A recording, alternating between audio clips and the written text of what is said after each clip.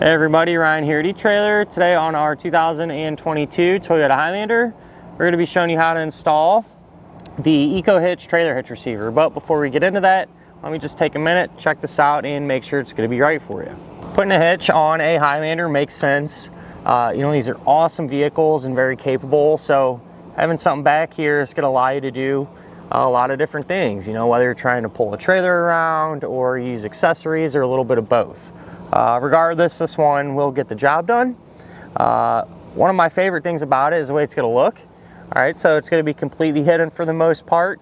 You're really only going to be able to see the receiver tube opening. And there's some other hitches that are really similar in terms of appearance. One small thing that kind of sets this one apart is it's going to have a little bit higher capacities. So it's going to be able to handle a little bit more weight. Not a huge deal, but definitely worth mentioning. With that said though, we get quite a few questions about putting hitches on Highlanders, what they're going to be able to work with and so on. So why don't we just kind of touch base on those questions real quick.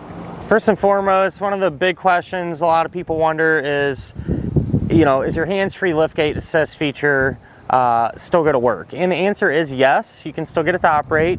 You are going to have to kind of kick your foot to either side of that receiver tube opening, and it'll pick it up and still operate like it should.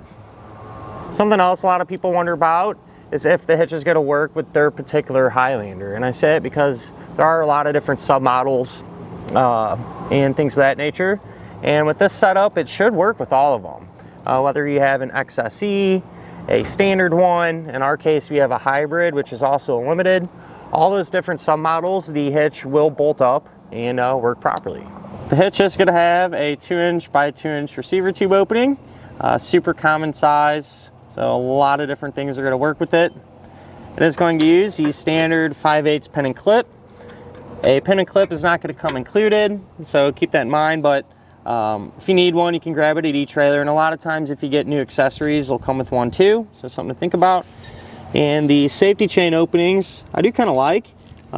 They're a plate style, and they'll allow us to use just about any size hook that our trailer might have on it. As far as the hitch's weight capacities go, like I said before, it's going to have some pretty good numbers. Maximum gross tongue weight rating will be 750 pounds. That's going to be the amount of weight pushing down on the hitch. That's pretty high, and you should be able to use any size bike rack or cargo carrier that you'd want to, for example. As far as the maximum gross trailer weight rating, that's going to be 5,000 pounds. That's going to be the amount of weight pulling on the hitch. So the weight of your trailer plus anything that you might have on it. I do always like to suggest, so it's never a bad idea just to grab your vehicle's owner's manual. That way you can check in there and make sure that your Highlander can handle that much weight safely. Now we can grab a couple of measurements. These will help us figure out what type of accessories will work best. If you go from the ground to the top inside edge of the receiver tube opening, it's going to be about 17 inches. So if you plan on pulling a trailer around, chances are pretty good. You can use a ball mount that has a straight shank, or if you have a trailer that sits a little bit lower, maybe even one with a slight drop, an inch or so, probably be good for most people. From the center of the hitch pin hole to the edge of the rear bumper, that's going to be about 3.5 inches, which is really good. And you can use that measurement to help figure out that if any folding type accessories you might have can be stored in that upright position without hitting the back of your Highlander. Other than that though, at the end of the day, good all around hitch. You're going to be able to do a little bit of everything with it. As far as the install is concerned, it's really not too bad. Everything's somewhat open down there, and essentially the hitch just kind of bolts up into place. So really isn't too difficult, and if you take your time, really shouldn't run into too many issues. But I'd like to see how that's done. Feel free to hang out. We'll go ahead, pull into the garage, and put it on now. To begin our installation, we're going to be here underneath the back of our vehicle, and we're first going to start working on the sides of it. So each side is going to have this plastic underbody panel, and we need to remove them. So you're going to have several fasteners. Some of them will be push pins like this, and you're just taking out the ones that are actually holding the panel on. So for example, this corner piece isn't doing anything, so we don't need to worry about it. But these, you can take a trim tool or a flathead screwdriver, works as well, and just pry underneath the head of it.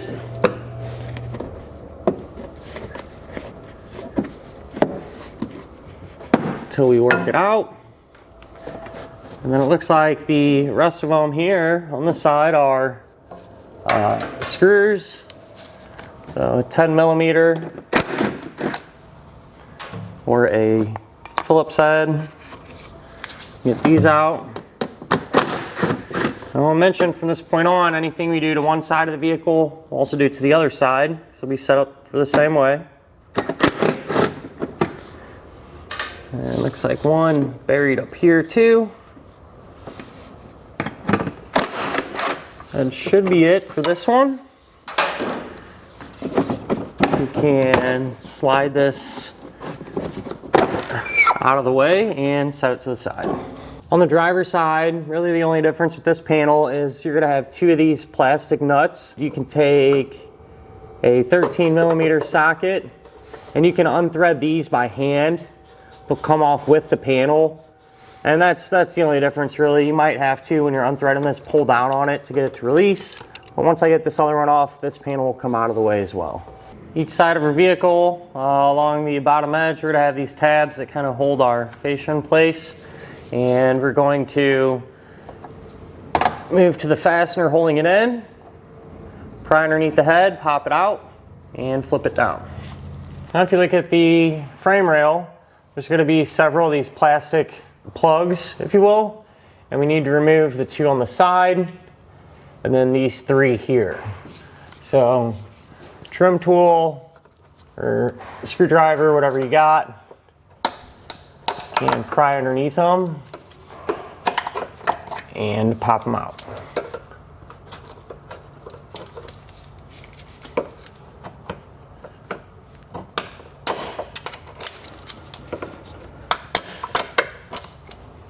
We are going to have to loosen our exhaust up a little bit just to drop it down, give us some extra space. Before we get into that, I like to take a strap and just run it from side to side. That way it will have a little bit of extra support while we're working on it. We're gonna have one rubber isolator hanger that we're gonna need to remove. So right on top of our muffler here, you can spray this down with some soapy water or some type of penetrating oil to help keep things lubricated. Take a big pry bar, big screwdriver, whatever you might have laying around, and pry one end of it off. I want to go over the attachment points and the hardware that we're going to use to secure the hitch. There's going to be several of them. The first ones we're going to focus on are these two, because that's what we're going to be using first. We'll put our hitch up, put our bolts in here to keep it secured. But two more of them will be on the sides as well. And all those are going to use the same type of hardware. So you're going to have this bolt. You put on a split lock washer, and then a flat washer, and those are simply going to thread into those holes. Now, even though these were covered, not a bad idea to spray them out with some type of lubricant or penetrating oil. And if you need to clean out the threads, you can use a tube brush like this just to work out any potential, surface rust or dirt or anything that may have gotten inside. But like I said, we'll hold our hitch up and line it up with these two holes and start that hardware combination. Now with an extra set of hands, you can get our hitch into position. So you want to go up and over the exhaust, and these tabs you want to make sure that the hitch is on top of. All right, so we'll get it lined up. You just want to get both of these started and in place, hand tight for now.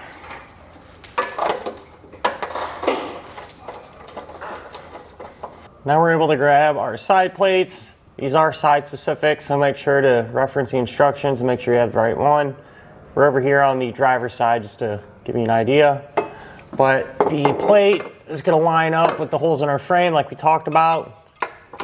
Take the appropriate hardware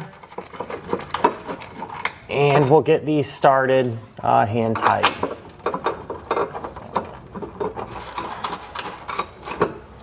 From the inside out, you can take the 1/2-inch bolt and flat washer, push those through the hitch and our side plate. On the other side, we get the hardware going. I'm going to do it like this If you do it like this, by the time you get a nut and everything on there, it's going to make it really hard to actually tighten up these bolts. You just won't have as much space. So by doing it this way, it'll give you a lot more room to work. On the outside, here's where our bolt comes through. You can put on flat washer, split lock washer, and a hex nut.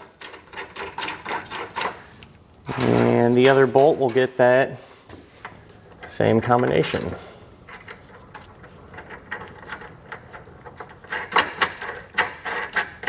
Now that we have all of our hardware in place and hand tight, you can make sure the hitch is centered, so you are able to kind of slide it from side to side just a little bit. So make sure you have it where you want it.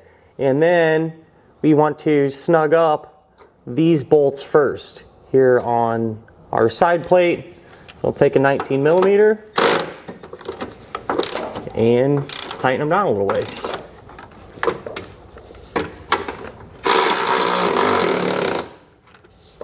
From there, we can snug up these next. So again, a 19.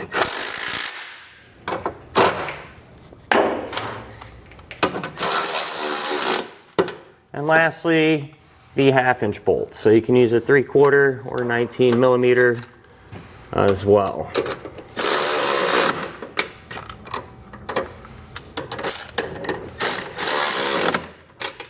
And finally, we can come back with a torque wrench and tighten down all the hardware to the amount specified in the instructions. And we want to use that same sequence that we used a minute ago to snug everything down.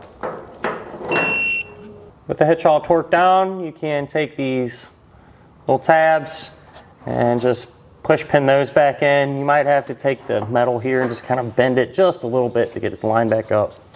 Not a huge deal. And then we can rehang our exhaust. So if you re-lubricate it, usually you can just slide this up back into position by hand, popping that on, and then with it supported again, we'll go ahead and remove our strap. Now we can focus on our underbody panels again. So the passenger side one bolts right back up same exact way. This one will too for the most part. This is the driver's side. I held it up, and you are going to have to trim off a little portion of it to get it to fit around the hitch. So this is what I ended up cutting off there. Being somewhat thick plastic, you can use a jigsaw or a pair of snips maybe, or a Dremel tool to cut that material out. But once it's trimmed out, we can go ahead and get it reinstalled.